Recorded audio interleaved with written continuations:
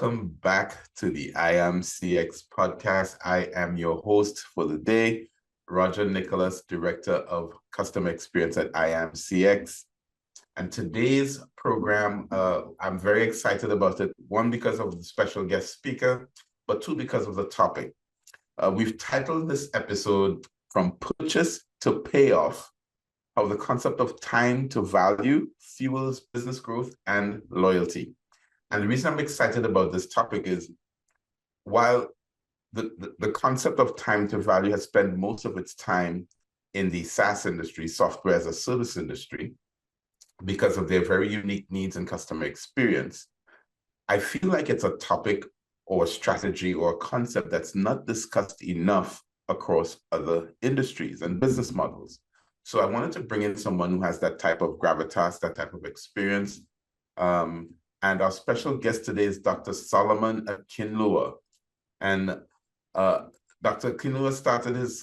Solomon started his career as a customer support specialist and key account manager at MTN Nigeria. Now, for those of you who don't know what MTN is in the top 10 world's largest telecoms, okay? So he then transitioned to relationship management roles at United Bank for Africa and Wema Bank, and after over a decade in banking, joined Umba, a fintech based out of San Francisco with operations in Nigeria and Kenya. And at Umba, he's worked as a quality assurance manager, head of customer success, and headed a research team that designed a novel business banking and payroll management software. He later moved on to Helium Health as head of customer success. Now, Dr. Solomon has a doctoral degree in international business from Horizons University in Paris, and a master's degree in strategy and consulting from MBA ESG in Paris, France. He's also a professional business analyst with a PMI certification, project management certification, a black belt holder in Lean Six Sigma, a certified customer experience professional, and a certified customer success manager. And it doesn't end there, because we only bring the best for our guests at IMCX. Dr. Solomon is also a social entrepreneurship enthusiast and conducts research in this area.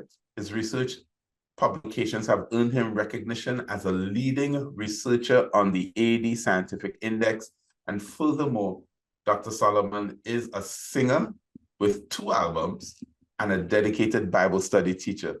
Ladies and gentlemen, please give a warm IMCX welcome to Dr. Solomon Akinloa, our special guest speaker for today. Thank you so much. Thank you so very much for having me. So glad to be here. Thank you so very much. And I'm excited to hear you share on the concept of time to value and customer success. So let's jump right in. First of all, for our audience, can you help define time to value? And how was it typically measured? Okay, thank you so much, Roger. So I'm going to attempt to define time to value, and then I'll try to also look at it, maybe definition across different industries, and then I'll also include how it could be measured across different industries, so that we can, our audience can understand that time to value is not just a concept that is in SaaS, but it's a concept that needs to be understood across all industries. All right, so time to value is basically the period from when a customer purchases or subscribes to a product or service to the point where they come to realize the value or benefit of the solution. It means that when a customer goes in to buy a product or a service, they have specific value that they believe they will derive from that product or service. So the time from when they made the decision to purchase and when they get that value that they had in mind is what we refer to as TTV. All right. So in SaaS, for example, the TTV is the duration from when a customer subscribes to a solution to when they successfully achieve the desired result. The desired result might be, for example, streamlining operations, or maybe increasing productivity, or probably solving for a particular pain point that they have in their operations. All right. So if you're going to measure that in SaaS, for example, it will be measured from the point where you implement that particular software to the point where the customer uses a core feature that solves a specific problem. So if you want to look at it from the standpoint of manufacturing, for example, it can mean the time from when the customer places an order to when they receive a functioning product. So if you're going to measure TTV for manufacturing, it starts from when the order is fulfilled to when the product is installed and then it's operational at the customer site. For retail and consumer goods, it's the period from when the product is purchased until when the customer begins to benefit from the product. So you measure TTV for retail and consumer goods from the time of first purchase to first usage, and then the level of satisfaction with the specific product. So for example, let me just talk about financial services, and then I'll just close on healthcare. For banks and financial institutions, I worked in a lot of banks, all right? So it typically basically refers to the time taken for a customer to experience the value of a financial product, such as maybe they gain returns on an investment, or they get an approval for a loan. I've had this experience with a lot of customers, like, okay, I'm selling the service to them, but they're already thinking of when they will be able to benefit in terms of getting financial solution in form of loan and from the bank. So they won't measure value from the fact that you just bought your product. They'll measure value from standpoint of, okay, I got into this bank, I opened an account with this bank, so date, and this is when I got a loan. So that's basically how they will look at value. And one thing I'd like to add also is that value, as we measure it, will be measured from the standpoint of the customer. It's an outside-in thing. The value is not in the head of it can't be in the head of the organization.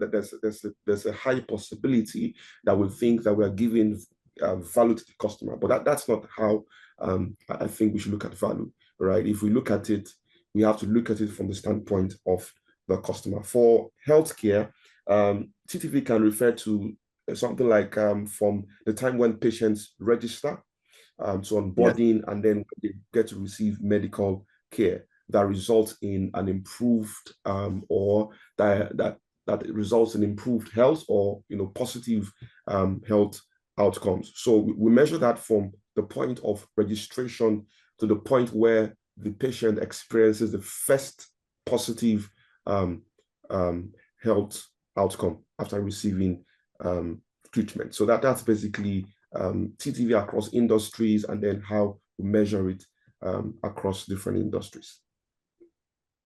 I'm really glad that you're this granular, Dr. Solomon. I didn't expect anything less. But there are two things that I'm hoping the audience don't miss. That time to value is defined by the customer, not the organization. How fast and how good solution or value is defined can only be defined by the customer. And if we're doing anything else, we're going to miss the boat. We're going to miss the optimal solution for the customer. The other thing that I'm hearing is that time to value as a mindset, as a concept, or as a strategy is very transferable across industries, even though it will be defined differently by the customer. You mentioned manufacturing, you mentioned healthcare, and I don't want the audience to miss this either, because here's where you get to use a concept that may be new to you, but be intentional about understanding what it means to your customer, because as you'll find out, this is going to affect things like customer retention. This is going to affect things like customer lifetime value. We'll get into that in more detail. So let me get into the next question. So Dr. Solomon, how does reducing TTV, or time to value, contribute to overall business growth, particularly in competitive markets? Now, the fact that I like where you frame the question. The word competitive there, I think, I'm sure it's ring a bell in the minds of the audience, because the fact that we have numerous products out there, and then you also come into the market to play in that same market or industry means that you are conscious, you are aware that you are not the only one that offers that service or has that solution to a particular pain point that the customer is trying to solve. So because the market is very competitive, it means that customers have a choice. They can easily switch between solutions or switch between products. I'm going to give an example. I was trying to edit a picture, and I found that the native software on my phone could not do it. So I wanted to just grab a quick download on Google Store and then quickly edit the picture. I didn't spend up to 5 minutes on each application I downloaded. I wanted to resolve the pain point I was facing that moment. So when I got into a particular software, I wasn't doing what I wanted, I deleted and moved to something else. So you see, the time from when I downloaded this software to when I got value is what we define as TTV. So the moment I'm not getting value in time, I'm ready to just throw that away and then go and get a different software entirely. So that's what happens to businesses. If the time to value is not such that customers can get almost immediate value or within a specific time frame that their interest is to sustain in that product, you will not be able to grow your business. So if you are able to reduce the time to value, it contributes in a very significant way to business growth. I'm going to share a couple of data-backed insights that will help the audience understand the very importance of reducing time to value. Now, a study by Bain and Company found that companies that reduced their TTV by 50% saw a 20 to 30% increase in customer retention rates. All right. So those softwares I was trying to use to edit my photo, they could not retain me because the time to value was just too drawn, and I could not just wait. So within that time frame that I had in my mind, I could not wait. So I left those ones and moved to something else. So if the time to value was reduced by even 50%, all right, there will be a 20 to 30% increase in customer retention rates. That's a study by Bain and Company. Also, the study by Forrester found that companies that reduced their TTV by 25% saw a 15 to 20% increase in revenue growth.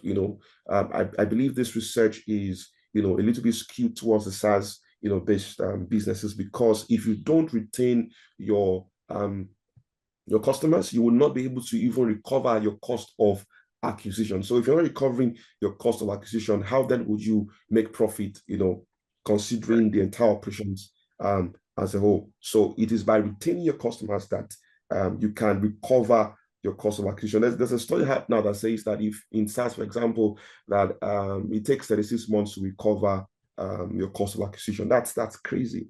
It means you need to keep your customers for at least 3 years. And the first step towards keeping them is to reduce time to value, because once you reduce that, you sustain their interest. They believe that the software or the product holds a lot of promise for them. Also, a study by Harvard Business Review also found that companies that reduced their TTV were 2.5 times more likely to be market leaders. So that's very, very interesting research. Also, research by Gartner also found that if you reduce your TTV by 30%, it will lead to a 20 to 25% increase in customer satisfaction scores. And if your customers are satisfied, it means you're building customers who will be loyal and who will likely also recommend you word of mouth and all that. We know that businesses grow in that way as well. The last one I'd like to make mention of is a study by McKinsey that found that companies that reduced TTV saw a 20 to 30% increase in positive word of mouth marketing. So it means that TTV has a very powerful way of impacting reputation. If customers try to use a product or service and they're not getting value within the time frame they expect to get value, they will go and badmouth that product, and as a result of that, the product will not be able to grow. The business will not grow. But if they get value within a very reduced time frame, then they will likely, be advocates for that product or service. So in that way, TTV, if you can reduce the time to value, you are going to be doing your business a lot of good based on the kind of competition that we have out there. That's incredible, and I like the researched evidence that you pulled out to support the point, because we found out in different ways it can impact customer satisfaction, it can impact customer retention, impact revenue, of course. It also helps us manage cost, the cost of acquiring customers, or what we call customer acquisition cost, CAC. Absolutely. And that, comparing that against customer lifetime values, when you know, is where you really get to know how well your business is doing at driving business and keeping customers longer, and even generating referrals. So even on word of mouth, time to value impacts word of mouth as well. So ladies and gentlemen, I hope you didn't miss those points. Those are very, very critical things for business growth, especially in a competitive market, because you've got to find ways to differentiate yourself when you're in a competitive market. Absolutely. So then in your experience, Dr. Solomon, what are the key challenges that businesses face when they're trying to shorten their time to value, and how can they overcome them? Okay, so I'll just take like two or three. In my experience in customer success, and multiple roles, and even in core sales and all that, I found that one of the things that companies face when they try to work on reducing their TTV is that the first challenge is they see that, one, their product is complex, and because it's complex, means that onboarding will also be complex. So you have an onboarding process that is complex. All right. So the solution is simple. You need to simplify onboarding. You need to just get into it and simplify onboarding. You need to create step-by-step guides. You need to see how much you can automate key processes. I believe that so many times we have customers that have different kind of approach to learning and to where they want to be taught. So for someone like me, I prefer to be self-taught, for example. I like to, just, okay, show me instructions, then I go look at it, because I know that I'll need to still go back and look at it. So I don't want to keep having to come to you. So there are customers like that. There are customers that they just want you to sit down with them, hand hold them for a couple of weeks, So you need to understand, how your customer learns, and, how the level of understanding that have based on the technology required for them to use your product is also very important. If they are not tech savvy, I've worked in a place where you have staffers who are supposed to use an application, but they can't even use a computer. That's enough. So how do you then get them? Because I received a request that they wanted us to train them on how to use a computer.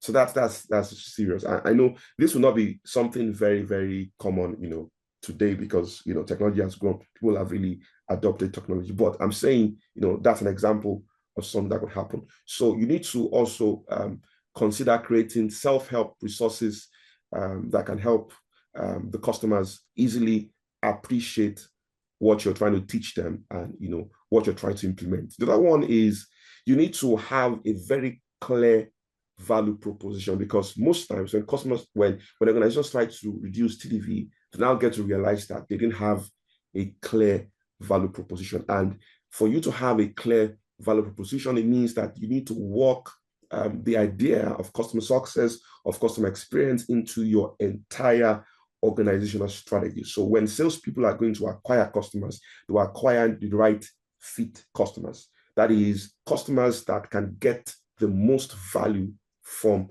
your product. We call them the ICP, that is ideal customer profile. They can get the most value. So it means that at the point of even selling the software, you have already defined and understood the outcomes that are expected based on the use of that software. So if that is clear from the beginning, then the customer knows what to expect. You also know what your responsibility is in terms of the value that you are meant to deliver. So what this does for us is that once you have an understanding of the expected outcomes, then you can build a plan to take you from the point of onboarding to the point of first value since you've already been able to define from the standpoint of the customer what value represents to them, you can easily show progress. Right. Right.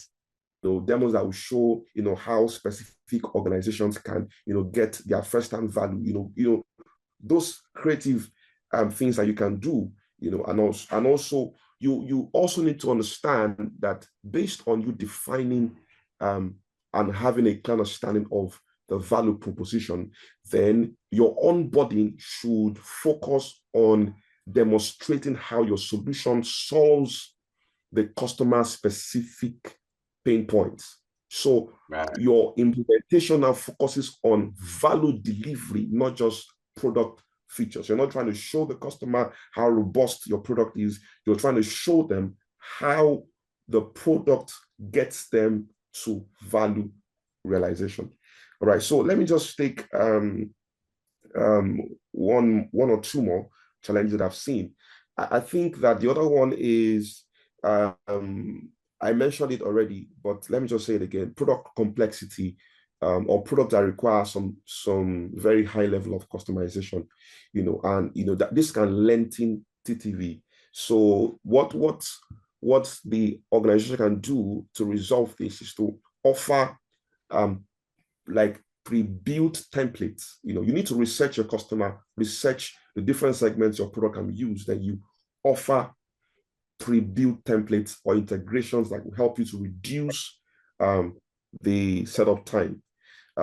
So also you need to also focus on, because I mentioned that earlier, that if you're putting customer success, customer experience, and you're building into your organizational strategy, it means that you also encourage a lot of cross departmental coordination, that alignment, product knows what they're doing, sales knows what they're doing, customer success knows what they're doing, experience knows what they're doing, and all that. So all of that working together to ensure that, the metrics by which we measure what we're doing for the customer, they are shared metrics. We're not working in silos where product is doing what they want to do, sales is doing what they want to do, and all of that. If we work together as an organization and we allow maybe someone that understands this process end to end to manage it, it's easier, to resolve whatever issues we have in terms of reducing TTV. So one last thing I think is also important is companies find it difficult to measure and track TTV, because if you can't measure, you will not really be able to say that, okay, I've reduced the time to value. So it's very, very important to be able to measure and track TTV. So as I said earlier, and you also reiterated that we need to look at that from the standpoint of the customer. So you cannot have this cast in stone. If the customer believes that they should get value within 2 weeks and you're not getting it within 2 weeks, then there's a problem. So you need to understand that the measuring and tracking must also be from the agreement you have with the customer from the very starting of the implementation process and all of that. So I think there are tools out there that you use and modified to track and measure TTV, because once you measure and you can track it, then it's possible for you to work on reducing it. So those are the few issues that can arise and how it could be solved as well. I applaud and I'm grateful for the level of granularity that you're getting into, because that should also spark in our audience and listeners that it takes data, it takes granular insight in order to understand how the customer feels, makes decisions, and what they expect, so that we can understand what time to value looks like from their perspective. Absolutely. And that's the genesis. Everything good happens when we have that. Easy to do, as you say, integrate cross-functionally in terms of how we understand the customer and how we solve pain points for the customer. It's easy to design onboarding processes so that that process not only meets time to value goals defined by the customer, but also uncovers opportunities for upsells and cross-sells, or just solving new problems with solution. Absolutely. that customer, then I spent $100 expecting $100 worth of solutions, and I get $125 worth of solutions for my $100. That is how we are able to do that. It's by understanding what the customer needs are in a granular way, and even some of the things they may not have thought of that need to be addressed. And one thing I want to say about having customers who may not necessarily be able to use the solution because of a learning that, some form of learning that they need before starting to use the solution. That's also part of our problem solving. If we identified in our discovery meetings that a gap for the ultimate or the optimal success to happen for our customer, there's still a gap before our responsibilities. If we're able to meet that gap, we are now solving two problems, which only makes that customer endeared and more connected emotionally and in business with us. So that can work in our favor as well. So I'm glad you brought that up, because we have a very diverse, we have an audience from the Caribbean, from Africa, of course, Europe, the US, Middle East, and Far East. And we all have varying degrees of expertise and understanding in our businesses and our industries. So I'm glad that you mentioned that. That covers the spectrum. So let me ask you this question then. So how does longer time to value affect customer retention rates? And I want to speak to that specifically. You've touched on it before, but I want us to tease that out.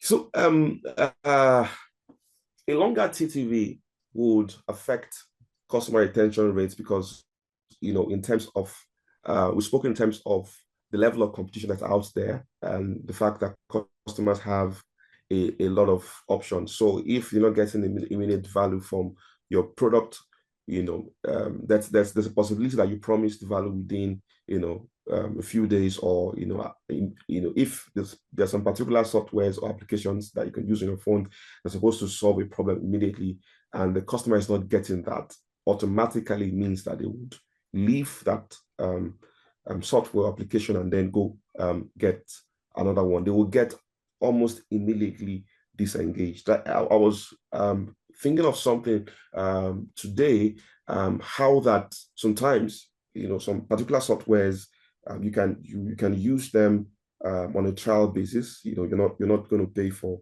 the software maybe for a week. You can try them, and then because of the fact that it's a trial version, you have limitation in terms of what you can achieve. So if there's a specific pain point you're trying to resolve, which cannot be resolved by that trial version, you automatically become disengaged. You automatically feel, okay, I don't need to use. So sometimes the trial version can be a period where the customer gets to make up their minds that this cannot get me the value I'm looking for, even though there's a possibility that they could get value if they use the paid version. So they're not going to wait to pay for the software when they can try out others, that can, help them get where they want to get immediately. And in fact, being able to do that can also inform their decision, to stay with the software. So if a customer has to wait for so long to experience the tangible benefits of a product, they are most likely to become frustrated. And once they're frustrated, they are going to churn. So we've seen a lot of research already that connects prolonged TTV and reduced retention. So it's very, very, very critical. It leads to decreased engagement. It leads to a higher churn risk as well. It also affects customer satisfaction. And the other thing that I want to highlight importantly is how that if your TTV is longer, one of the reasons why it would make customers churn or make it difficult for you to retain your customers is that it becomes difficult to demonstrate ROI to the customer. For example, in SaaS, customers are looking for fast returns on their investment. So once your TTV is delayed, it gets to a point where a customer wants to begin to quantify the benefits of the solution. So Forrester did a research and they say that companies that can demonstrate ROI quickly they tend to retain over 90% of their customers annually, while those with longer TTV struggle to maintain retention.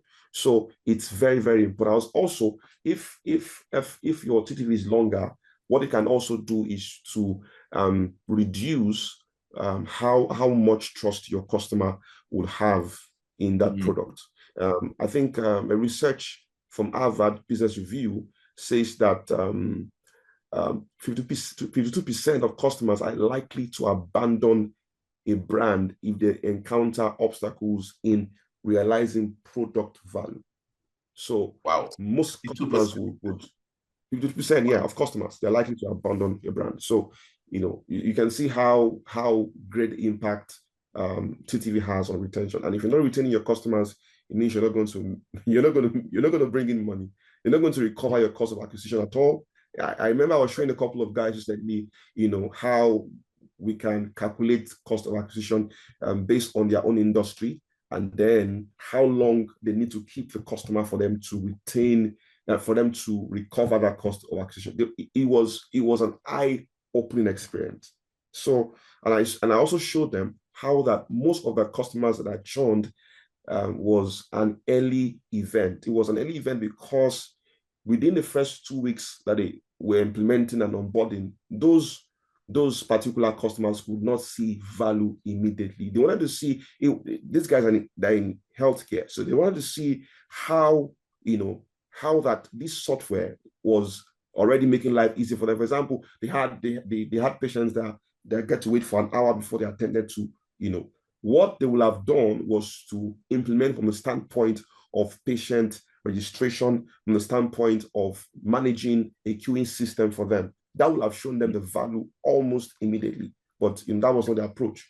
So they could not retain those customers. So these are a few ways that TTV can impact retention. That is a comprehensive problem with retention when we don't manage our TTV. Thank you for that. So then the next question is going to make sense to a lot of our audience. We've already helped them understand what customer lifetime value is, how much revenue the customer is worth to your business over their lifetime of their business relationship with you.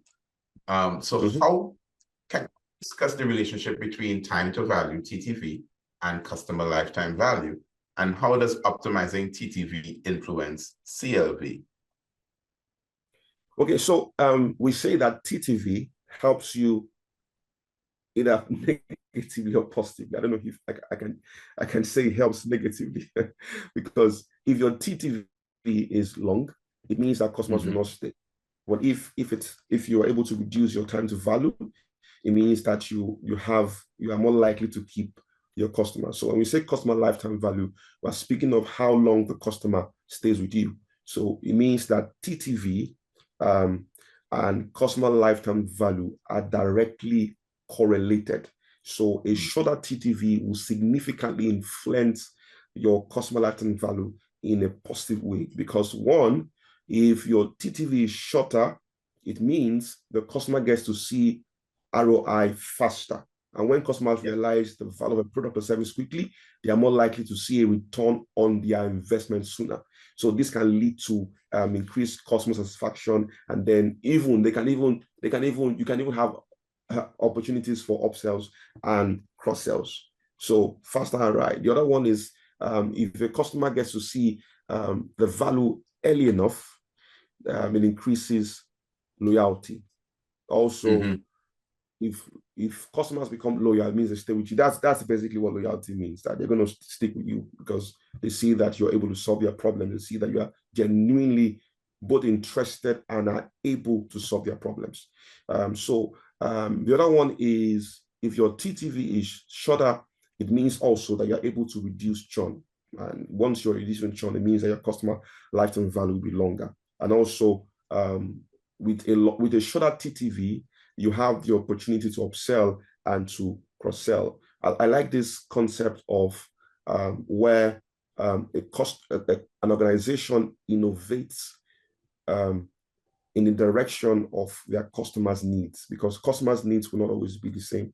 So you innovate, which means if you're innovating, it means that there will be opportunities to sell a solution, a new solution to the changing customer needs. So, but the customer needs to see value first. If they see value, they will stay with you long enough for you to be able to upsell and cross-sell. So if you are able to resolve new customer issues, it means that you're also able to keep them for a longer period, so impacting the customer lifetime value positively. Also, positive word of mouth as well. Once they see value, customers stay, and because they stay, other ones can come in as well, and all of that. So, so that's basically what TTV does with CLTV. And ladies and gentlemen, don't miss it. There was a lot said in that short, 2-minute response. Don't miss how important time to value is. We talked about the ways to influence time to value earlier. So it's all part of a comprehensive strategy. This is why customer experience needs to have more respect in business. And that's why we work so hard at IAM to understand that. So before we wrap up, I want to ask maybe 1 or 2 more questions. What are some strategies then that companies could implement to reduce time to value without compromising quality of their product or service delivery? Because that could be a challenge I see. Yes, I believe that could be a challenge. And, if we don't try to think, in very creative ways, would imagine that whatever systems we put in place must remain the same. I've seen that over and over again. People protect the systems they built, even if those systems are not working. And that's one of the things I've seen with onboarding. They try to protect, this has been done. They would say, if it's not broken, don't try to fix it. But it's broken because your customer is not getting value on time, but you just believe so much that if you implement in a particular way, then that's the best way for the customer to be able to use your product service. However, one of the things that we can do differently is to have a very open mind and challenge our existing systems.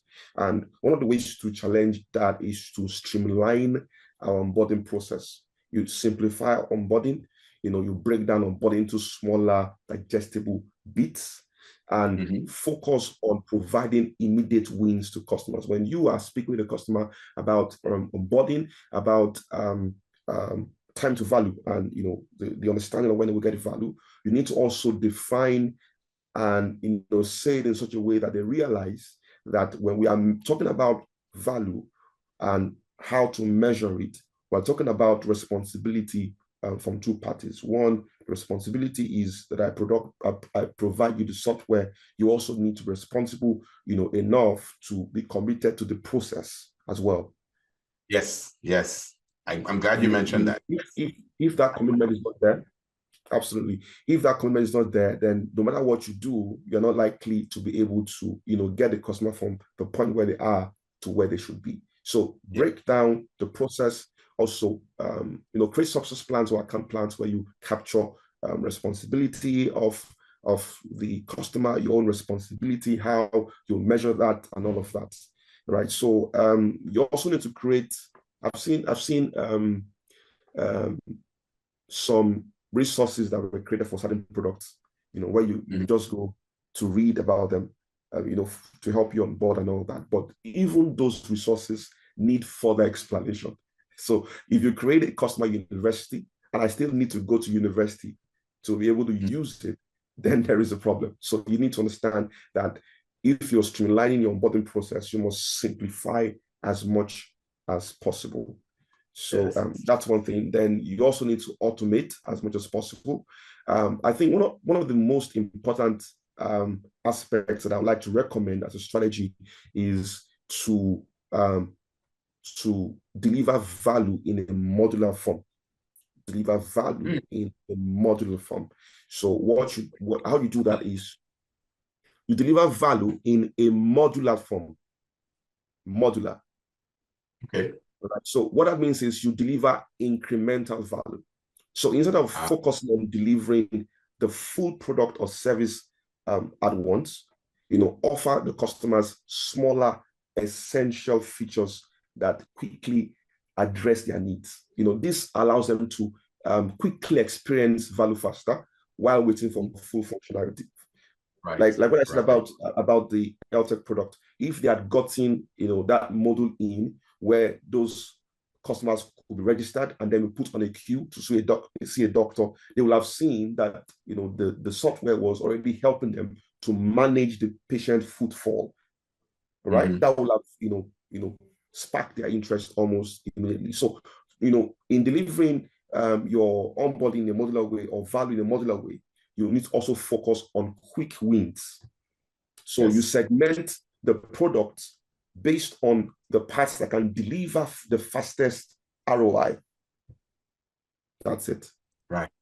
The other one is to also work on personalizing your onboarding. To do that, you need to have an ICP. Then you need to also build segments under the ICP. Once you do that, you now understand, okay, this is how I would onboard this specific segment of my customers. Don't just think that a one size fits all approach. That a lot of organizations take. You need to understand. You also need to be driven by data and insights, because and the data we're talking about here is customer data. You need to use analytics to predict the features or the services that would deliver the fastest value to specific customers.